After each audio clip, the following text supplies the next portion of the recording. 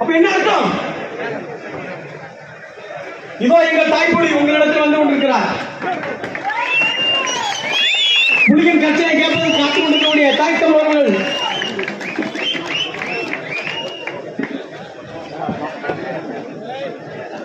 இந்த மலையை நாம் தொடர்ச்சியாக காக்க வேண்டும். இந்த மலையை காத்தால் மட்டும்தான் நம் இனம் வாழ முடியும். ஓடாத மாடும் போராடாத இடமும் வளர்ச்சி வாழ்ந்ததாக சரித்திரம் இல்லை என்கிறார் எங்கள் ஈழத்து பாவை ரத்தனதுரை. அது போல நமக்கான விடுதலை நாம் தான் போராடி பெற வேண்டும். நம்முடைய மூச்சு காட்சி நாமே சோதிப்பது போல, நமக்கான உணவை நாமே உண்பது போல, நமக்கான தேவைகளை நாமே பெறுவது போல, நமக்கான உரிமைகளை நாமே போராடி பெறுவதுதான் இந்த மண்ணை காப்பதற்கும் இந்த மக்களை நாம் உயிருக்கு நிகராக நேசிக்கின்ற நாம் தமிழர் கட்சிகளுக்கு உங்களுடைய வலிமையான வாக்குகளை தாங்க. 500க்கும் 1000க்கும் வாக்களை விற்காதீர்கள். ஓட்டுக்கு பணம் கொடுப்போம் பாவி, அந்த பணத்தை வாங்கி கொண்டு வாக்கு செலுத்துவன் தேச துரோகி என்கிறான் எங்கள் டாக்டர் முத்துராமலிங்க தேவர்.